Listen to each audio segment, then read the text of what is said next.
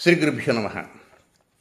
సింహరాశి జాతకులకి 2024 ఫిబ్రవరి 11వ తేదీ ఆదివారంతో ప్రారంభమై 20వ తేదీ మంగళవారంతో అంతమయ్యేటువంటి రెండవ 10 రోజులలో ఫలితాలు, సూచనలు, సలహాలు క్లుప్తంగా 3 పాయింట్లు తెలియజేయబోతున్నాను.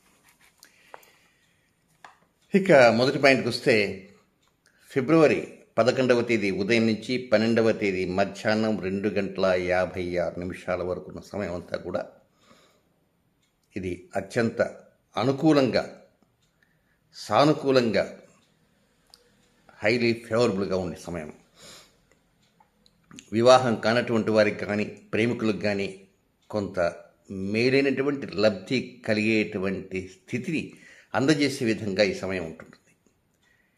అలాగే దంపతులుగా ఉండేవారు, జీవిత భాగస్వాములు, వ్యాపార భాగస్వాములు, అలాంటి వారికి కూడా చక్కని అవకాశాలు కల్పించే విధంగా కూడా పరిస్థితులు వస్తుంటాయి. ఈ భాగస్వాములుగా ఉండేటువంటి వారు ఒక్కోసారి వారి నిర్ణయాన్ని ఒకరికి ఒకరు చెప్పుకున్న కారణంగా, కొంచెం మంచి నిర్ణయాలు తీసుకున్న కారణంగా కూడా అవకాశాలు అనేవి అంది వస్తాయని చెప్పడంలో సందేహం ఎంత మాత్రం లేదు. అంతకుముందు ఒకరు చెప్పిన మాటలు ఒకరు వినకపోవటం కానీ, ఒకరి మాటకి ఒకరు విలువ ఇవ్వకపోవటం వలన కనుక కొన్ని చోట్ల కొన్ని ఆటంకాలు, అవాంతరాలు, అస్థిరతలు గతంలో వస్తుంటాయి. కానీ ఇప్పుడు మాత్రం అలాంటి పరిస్థితి అంటూ ఏమీ లేకుండా కొంచెం క్లియర్ కట్గా ఒకరు చెప్పిన దానికి ఒకరు సావధానంగా వింటూ మంచి నిర్ణయాలు తీసుకోవడానికి అనువైన సమయం. బట్ అది సమయం మాత్రం కేవలం 11వ తేదీ ఉదయం నుంచి 12వ తేదీ మధ్యాహ్నం 2:56 వరకే, మ్యాక్సిమం 1 హాఫ్ డే. ఇక రెండవ పాయింట్కి వస్తే, 12వ తేదీ మధ్యాహ్నం 2:56 ప్రారంభమై 16వ తేదీ మధ్యాహ్నం 2:43 వరకు ఉన్న సమయం అంతా కూడా ఇది ఎక్కడా అనుకూలం కానటువంటి సమయము. పైగా ఈ సమయంలోనే అష్టమచంద్ర దోషము అని ప్రతి నెల కూడా వస్తూ ఉంటుంది. అష్టమచంద్ర దోషం అంటే ఏమిటి? మీ రాశికి 8వ రాశిలో చంద్రుడు సంచారం చేయటాన్ని అష్టమచంద్ర దోషం. ఆ చంద్రుడు అక్కడ చేసేటువంటి సమయాల్లో ముఖ్య కార్యక్రమాలకు శ్రీకారాలు చుట్టకూడదు. ఆ సమయమే ఇప్పుడుంది. దీంతోపాటు కొంత అదృష్టానికి సంబంధించినటువంటి అంశాలు కూడా కొన్ని ముందుకు వెళ్లకుండా ఏదో వెక్కిరిస్తున్నట్లుగా అనిపిస్తుంటుంది. ఇంతకీ అష్టమచంద్రుడు మాత్రం అది 12వ తేదీ మధ్యాహ్నం 2:56 నుంచి 14వ తేదీ ఉదయం 10:53 వరకు మాత్రమే అష్టమచంద్ర దోషం ఉంది. ఆ సమయంలో డ్రైవ్ చేసే సమయంలో కూడా కొంచెం జాగ్రత్తగా ఉండాలి. ఒక్కోసారి మీ రొటీన్ కార్యక్రమాల్లో కూడా మీరు కొంత మతిమరుపు వల్ల కావచ్చు, లేకపోతే కొంత స్థిరమైనటువంటి చిత్తం లేని కారణంగా కావచ్చు, అంటే కాన్సన్ట్రేషన్ ఆఫ్ మైండ్ దెబ్బతిన్న కారణంగా కావచ్చు, కొన్ని మర్చిపోతుంటారు.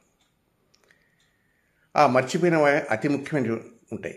ముఖ్యమైనటువంటి ప్రోగ్రాంకి వెళ్ళటానికి ప్రయాణం వెళ్తున్నప్పుడు కూడా అన్నీ సర్దుకుంటారు. అవసరమైనది ఏదో ఒకటి ఉంటుంది, అది మాత్రం మర్చిపోతారు. అది తీసుకుందాం అనుకుంటుంటారు. ఆ టైంకి వెళ్తారు. ట్రైన్ ఎక్కిన తర్వాత, ఫ్లైట్ ఎక్కిన తర్వాత, బస్సు సగం దూరం వెళ్ళినప్పుడు అప్పుడు అబ్బా ఐ హ్యావ్ ఫర్గాటన్ అనుకుంటారు. కనుక అతి ముఖ్యమైన ఏదైనా ఉంటే ముందే ఈరోజు ఈవినింగ్ జర్నీ అనుకుంటే ఉదయాన్నే అవి రెడీ చేసుకుని పక్కన టేబుల్ మీద పెట్టుకోవాల్సిన అవసరం ఉంది. దీంతోపాటు అదృష్టం అనేది కొంచెం తొణికిసలాడేటువంటి అదృష్టానికి ఏదో తూట్లు పడుతున్నట్టుగా మీకు ఒక ఫీలింగ్ వస్తుంటుంది. అదేం భ్రాంతి కాదు, అది నిజమే. అంటే చేసేటువంటి పనిలో తండ్రి వైపు వారు ఎవరన్నా పుల్లలు పెట్టడం కానీ, లేక తండ్రి మీరు చెప్పేటువంటి అంశాలకి ఆయన సస్యమిర ఇష్టం లేకుండా ముభావంగా ఉండటం కానీ, లేదా వారు చెప్పినటువంటి నిర్ణయాలకి మీరే కొంత యాక్సెప్టెన్స్ ఇవ్వకపోవటం కానీ, దీనివల్ల కూడా వ్యతిరేకతలు ఉంటూ ఉంటాయి. దీనివలన కొంత అదృష్టం అనేది లేదేమోనే అనుకుంటారు. అదృష్టం ఉంటుంది, కానీ ఆ టైంకి కొంత యోగం అనేది లేదు, అది సంగతి. కనుక మొత్తం మీద 12వ తేదీ మధ్యాహ్నం 2:56 దగ్గర నుంచి 16వ తేదీ మధ్యాహ్నం 2:43 వరకు ఇది అనుకూలమైన సమయం కాదు. అయితే ఈ సమయంలోనే 14వ తేదీ వసంత పంచమి పర్వదినం రాబోతుంది. అలాగే 16వ తేదీ రథసప్తమి అని మరొక పండగ రాబోతుంది. కనుక ఆ 16వ తేదీ రథసప్తమి పండుగని, 14వ తేదీ వసంత పంచమిని కొంత మనసు ఎటా ఉన్నా చక్కగా భక్తి విశ్వాసాలతో జరుపుకోవడానికి ప్రయత్నం అంటూ చేయండి. నెక్స్ట్ ఇక 3వ పాయింట్కి వస్తే,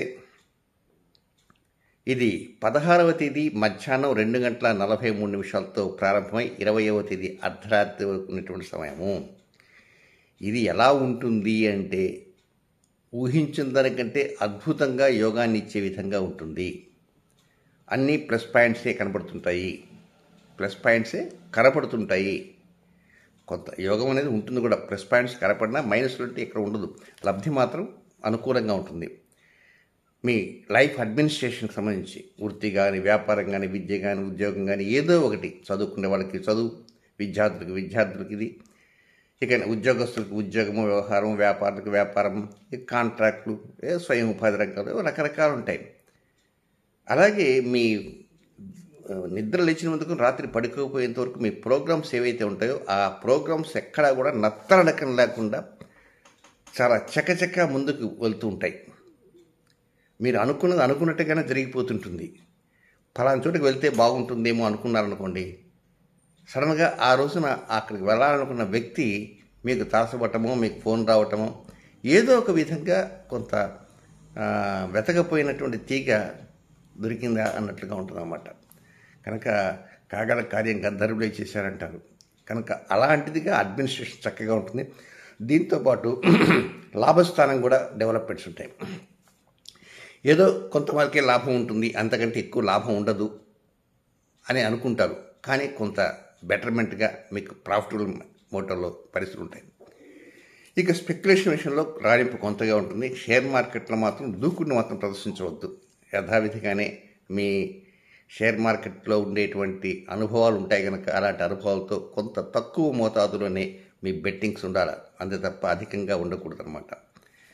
ఇక ఏదైనా సరే ఈ షేర్ల విషయంలో ఇంకొక మాట కూడా చెప్పాల్సిన అవసరం ఉంది. అదేమిటంటే, ఇక్కడ లాభస్థానం బాగా ఉంటుంది అనుకున్నప్పుడు షేర్ల వ్యాపారం చేసేవారు కూడా లాభం బాగా ఉంటుంది అని కూడా అనొచ్చు. నిజమే, లాభస్థానం చక్కగా ఉంటుంది. కానీ ఈ గ్రహస్థితులలో కొన్ని ఈ ట్రేడింగ్కి సంబంధించినటువంటి పర్టికులర్ ప్లాన్స్ కొన్ని ఒక్కోసారి అనుకూలతలు ఉండకపోవచ్చు.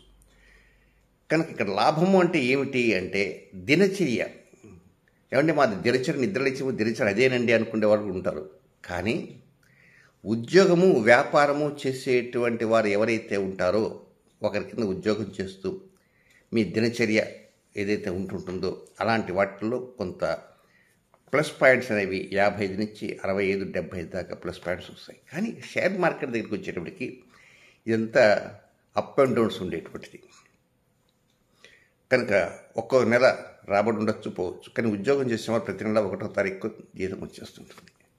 కనుక లాభస్థానం దగ్గర ఈ ఒక్క విషయాన్ని మాత్రం గుర్తుంచుకోండి. కొంతవరకు వ్యతిరేకతలు లేకపోయినా పూర్తి స్థాయిలో అనుకూలతలు మాత్రం ఉండవని కూడా గుర్తుంచుకోవాలి. ఇక నక్షత్రం ప్రకారంగా చెప్పేటువంటి కొన్ని వ్యతిరేక సమయాలు ఉన్నాయి. నక్షత్ర యాజ్ పర్ బర్త్ స్టార్స్ అవి ఏమిటంటే, మఖా నక్షత్రంలో జన్మించిన జాతకులకి 11వ తేదీ సాయంత్రం 5:40 నుంచి 12వ తేదీ మధ్యాహ్నం 2:56 వరకు ఇది అన్ఫేవరబుల్ టైం, అనుకూల సమయం కాదు. రొటీన్ కార్యక్రమాలు చేసుకోవచ్చు. ఇక పూర్వ పలుగుని అంటే పుబ్బా నక్షత్రంలో జన్మించిన జాతకులకి 12వ తేదీ మధ్యాహ్నం 2:57 ప్రారంభమై 13వ తేదీ మధ్యాహ్నం 2:35 వరకు ఉన్నటువంటి సమయం అనుకూలం కాదు, అన్ఫేవరబుల్ టైం. రొటీన్ కార్యక్రమాలు నిరభ్యంతరంగా సాగించుకోవచ్చును. ఇక సింహరాశిలో ఉన్నటువంటి చివరి నక్షత్రం అది ఉత్తర ఫల్గుని అంటే ఉత్తరా నక్షత్రం తొలి పాదంలో జన్మించినటువంటి జాతకులు 13వ తేదీ మధ్యాహ్నం 12:35 ప్రారంభమై 14వ తేదీ ఉదయం 10:43 వరకు వారికి అనుకూలం కాదు. విసర్జనీయ సమయము, రొటీన్ కార్యక్రమం చక్కగా చేసుకోవచ్చు. ఇక నెక్స్ట్ మరికొన్ని సమయాలు వ్యతిరేకంగా ఉన్నాయి. అవి 3 సమయాలు ఉన్నాయి. అవి ఏమిటంటే, అవి ఏ నక్షత్రం వారికైనా ఆ సమయాలు వర్తిస్తాయి. అందులో మొదటిది 13వ తేదీ ఉదయం 4:09 మొదలై 13వ తేదీ మధ్యాహ్నం అంటే 13 వేకుంజామున 4:09 4:09 AM నుంచి 13వ తేదీ మధ్యాహ్నం 2:41 PM అంతవరకు అది అనుకూలం కాదు.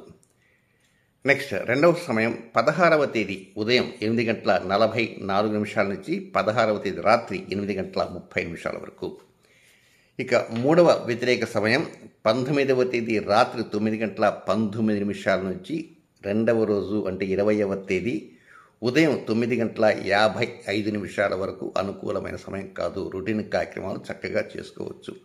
ఏది ఏమైనప్పటికీ కూడా ఈ రెండవ 10 రోజుల్లో చక్కగా అనుకూలంగా ప్రశాంతంగా లబ్ధి పొందేదంతా కూడా ఒక 60% ఉంటుంది. 40% వెనకంజలో ఉంటారు. కనుక 11వ తేదీ ఫుల్ డే చక్కగా అనుకూలంగా ఉంటుంది. తర్వాత 17, 18, 19, 20 ఫుల్ డేస్ మాత్రం చక్కగా అనుకూలంగా ఉంటాయని చెప్పడంలో సందేహం ఎంత మాత్రం లేదు. శుభం.